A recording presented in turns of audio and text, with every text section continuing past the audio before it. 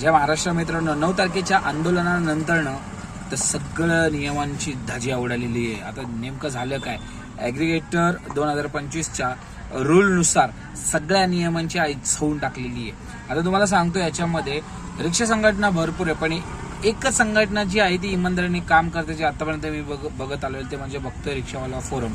याच्याशिवाय दुसरी कोणतीही संघटना जी आहे, ही सगळी संघटना फक्त बूट चाट्या आहेत. बूट चाट्या हो, सरळ सांगतो मी. कारण या संघटनेमध्ये आता ज्या आंदोलनानंतर जी मीटिंग झाली, याच्यामध्ये परिवहन मंत्री आणि सर्वजण होते. शिवाय बघतोच रिक्षावाला फोरमचे अध्यक्षांना सोडून बाकी सगळेजण होते. त्यांना बोलवलं नाही आणि त्या बाकी सगळे मॅनेज झाल्या. आणि त्याच्यानंतरनं जे रूल्स निघालेले, जे 17 ऑक्टोबरला आपल्यावरती लागू होणार आहेत, ओला, उबेर आणि चालकांवरती, आणि खास करून याचा फायदा फक्त प्रवाशांना होणार आहे. आपल्याला काही छाट नाहीये, कारण की आपले या नियमांमध्ये पूर्ण लवडे लागलेले आहेत. साधारणतः प्रवाशांनी जरी आपल्याला 2 स्टार जरी दिले, तर 2 स्टार दिले तर तुमची आयडी डायरेक्टली थांबून जाणार, तुम्हाला ट्रेनिंग घेतली जाणार. मग त्यानंतर तुम्हाला आयडी देईल की नाही देईल त्याची गॅरंटी नाही. चालकावरती कडक आणि कठोर कारवाई होणार, पण प्रवाशांवरती काहीही होणार नाही, कंपन्यांना काहीही होणार नाही. सगळे नियम जे होणार आहे ते फक्त चालकावरती होणार आहे, प्रवाशांवरती आणि कंपन्यांवरती छाट काही होणार नाहीये.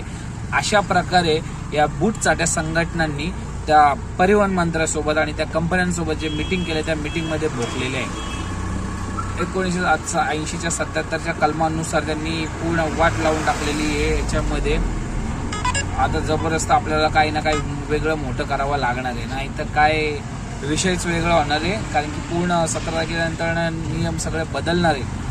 तर आता मी नियम तुम्हाला थोडंफार मी आता घेतोय, अभ्यास करतोय याच्यावरती. ते नियम सगळं वाचून तुम्हाला सांगणारच आहे. तोपर्यंत तुम्ही हा व्हिडिओ आपल्या जेवढ्या रिक्षावाले बांधव आहेत सगळ्यांपर्यंत पोचवा, कॅबवाल्यापर्यंत पोचवा आणि त्यांना सगळ्यांना सांगू एकत्र या. आणि याच्यावरती आपण आपल्याशिवाय, कारण की सगळ्या संघटनांच्या अध्यक्ष आहेत ना, कोण रिक्षावाले नाही आहेत, सगळे वेगवेगळे आहेत. जो आणि अध्यक्ष आपल्याला पाहिजे रिक्षावाला, जो ह्या फील्डमध्ये असला पाहिजे, तो समजला पाहिजे. कारण की पैसा आलं की सगळे चाटे बनतात, पैशासाठी मरमर म्हणतात. असं आपल्याला माणूस शोधायचं आहे मित्रांनो, लक्षात ठेवा.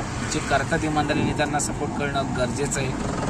मी बाकीचे सगळे तुम्हाला सांगतो डिटेल्स काय नंतर नेक्स्ट व्हिडिओमध्ये. व्हिडिओ मोठं झालं तर तुम्ही बघत, तर मला माहिती आहे. सगळ्यांना लाईक करा, शेअर करा, सबस्क्राईब पण करा. जय हिंद, जय महाराष्ट्र.